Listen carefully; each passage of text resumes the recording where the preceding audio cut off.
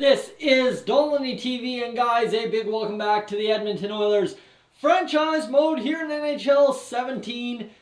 Today, you guys were asking for the changes. You wanted changes to this roster. We're in first place, but you wanted changes, and changes you guys got. So you see here the top line looking a little weak with Josh Juris in there.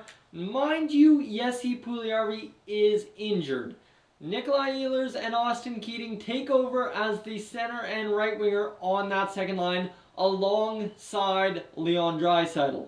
The third line, is Kobasu, Dauphin, and Goldobin. I'm hoping Dauphin, who's not a great passer, can get some feeds either from Goldobin or from Kobasu and score a couple goals, because you see here, he's a -10, nothing on the board so far in the goal scoring column this year. Giguère back up, Glenn Lowe down to the CHL. He had 2 goals in his NHL year, but nothing fantastic overall. Wolniski, who's had 2 goals, 2 assists. He's a lot of great potential, but he's not panning out the way I wanted him to here in the NHL so far.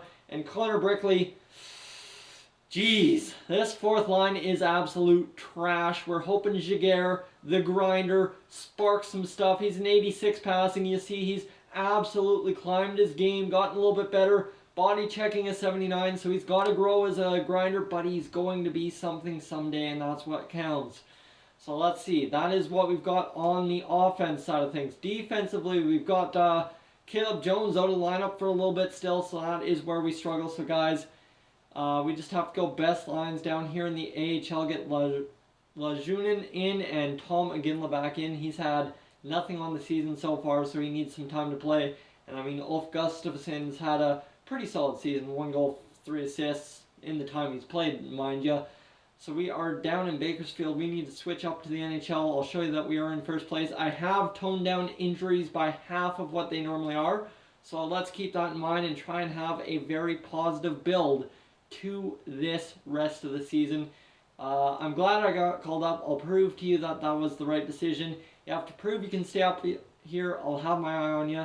And has lost morale due to demanding speech. So not the right approach with him, but we need him to perform on that fourth line, or else we're not going to get anywhere. That fourth line, normally a very good point for us, and it's struggled for us so far this year, and that scares me a bit considering.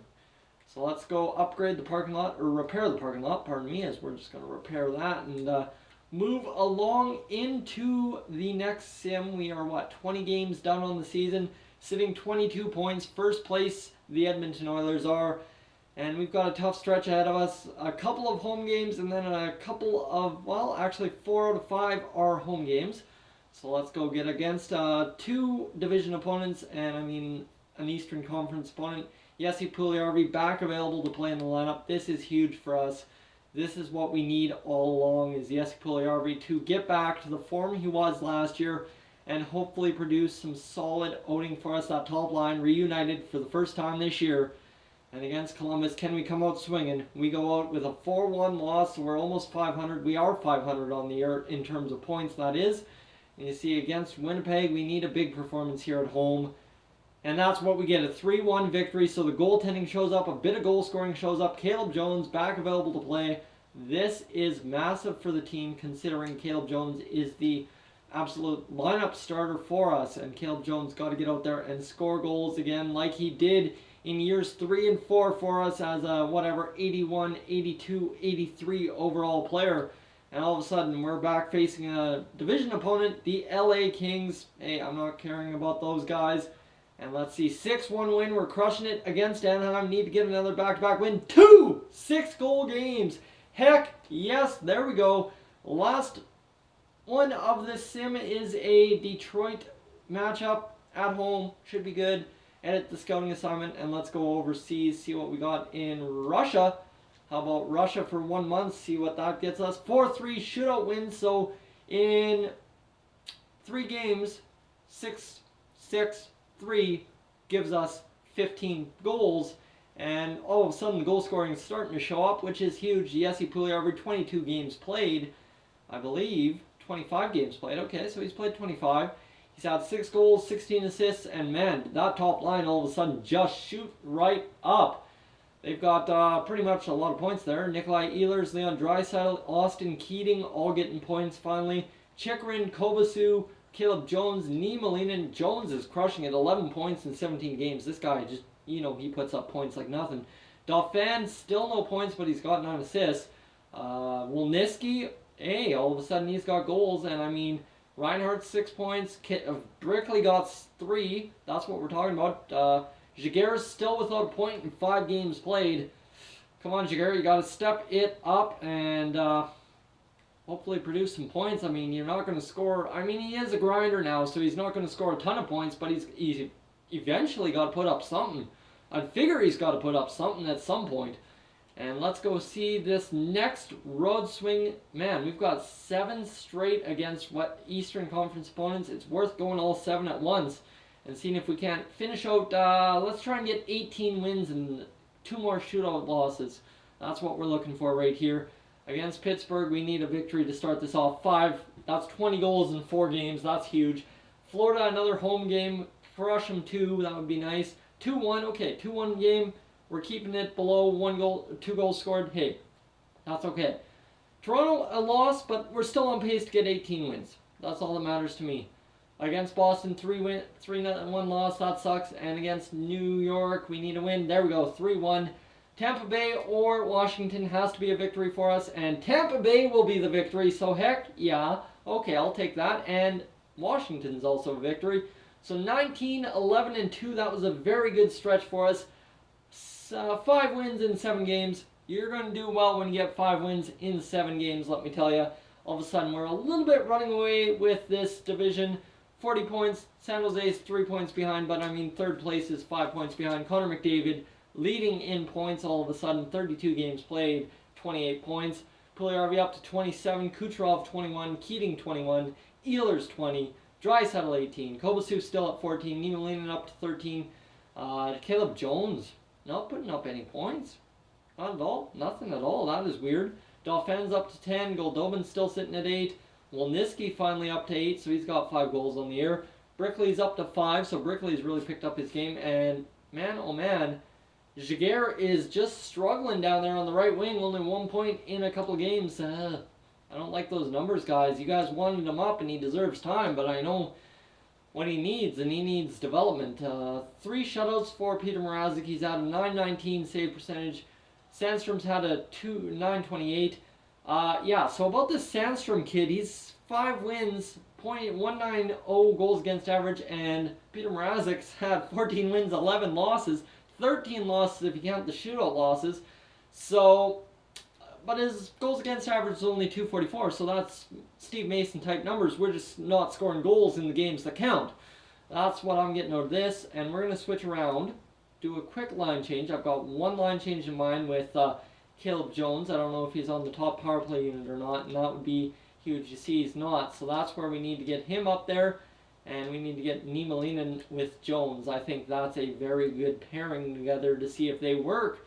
And special teams, that works with me. And defensively, we're going to switch around Jones and Chychrun and see if they can perform a little bit better together on opposite sides of the ice as opposed to where they've been playing all year. I like Jones where he plays normally, but he hasn't exactly produced how he normally does, so keep that in mind. 3 opponents in the division, and then that's really where we're going to probably leave today's episode. Yep, a little bit around there. We'll go with this last game against LA as well and see if we can't guarantee ourselves a little bit something special here. Against Minnesota 6-1, all of a sudden that line change works, and we're on a 5-game winning streak. The Edmonton Oilers 21-11, they're looking to double up wins to losses against the San Jose Sharks, and we will do not that because we lose 4-2. Against Calgary, 6-4 wins, so the goal scoring returns.